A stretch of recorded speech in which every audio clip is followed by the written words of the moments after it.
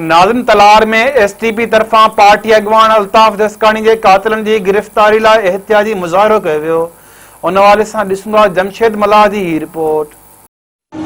जी तो नाज़रीन, कुछ हफ़्ता पहिरियां टंडो अलायार में एसटीपी के मरकज़ी अगवान शहीद अल्ताफ जसकानी जा कातिल गिरफ्तार। उन खिलाफ़ अॼु एसटीपी तलार के अगवाननि पारां जेको मेन बदरी स्टाफ ते एहतिजाजी मुज़ाहिरो करे ऐं धरणो हयो वियो आहे। अचो त एहतिजाज में मौजूद एसटीपी के अगवान सां ॻाल्हायूं त वधीक इन बारे में हिननि जो छा चवणु आहे।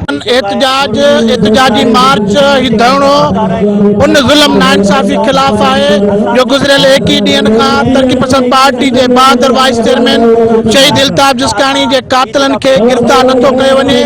हथ वठी ज़िले टंडो अलार की इंतजामिया उते जी पुलिस कातिलन के छूट ॾेई वेठी है।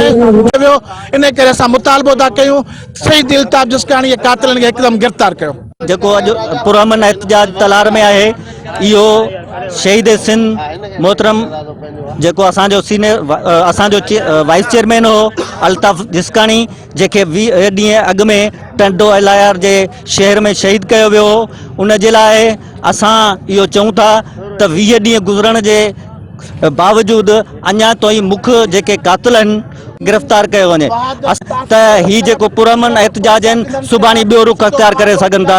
जीएसएन असांजो ही अॼु पुरअमन एहतजाज तहलके तलार के हेडक्वार्टर में भावानी मिल के गेट का बदीन मेन रोड ताईं एहतजाज रैली का धरणे में शामिल थी वियो आहे। इन जो सिर्फ ही सिर्फ एक नुक्तो है तो शहीद सिंध अल्ताफ जसकानी या कातिल गिरफ्तार करियो। कातिल 20 ॾींहं गुजरण बावजूद कातिल सरेआम हलंदा रहा आहिनि। असां चऊं था त डीएसपी असलम लांघा जेको हुअं त वॾो हाफ फिराई या फुल फिराई जो टारगेट किलर है त तरक़ी पसंद पार्टी जो सीनियर वाइस चेयरमैन शहीद सिंध अल्ताफ जसकानी या कातिल फौरन गिरफ्तार कया वञे। ये सिंध जे मोहतरम डॉक्टर कादर मक्सी ये असो एसटीपी जो वाइस चेयरमैन शहीद मोहतरम अल्ताफ जसकानी के 18 तारीख़ 22 ॾींहं ते टंडो अलायार में सरेआम गोलियों हणी क़तल किया वियो। जेके 20 ॾींहं गुज़रण बावजूद अञा ताईं माना कातिल गिरफ्तार न थी सघिया आहिनि।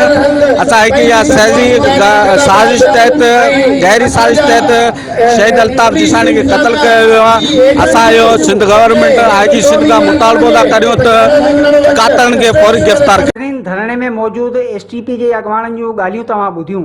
हिननि हुकूमत सिंध, आईजी सिंध, एसएसपी टंडो अलायार समेत सभिनी आला अमलदारनि खां मुतालबो कयो आहे त शहीद अल्ताफ जसकानी या कातिल फौरी तौर गिरफ्तार कया वञनि। ॿी सूरत में हिननि पारां एहतजाज जो दायरो वधायो वेंदो। कैमरामैन ज़फ़र अली चांडियो सां गॾु जमशेद अली मला, मेहरान टीवी न्यूज़ तलार।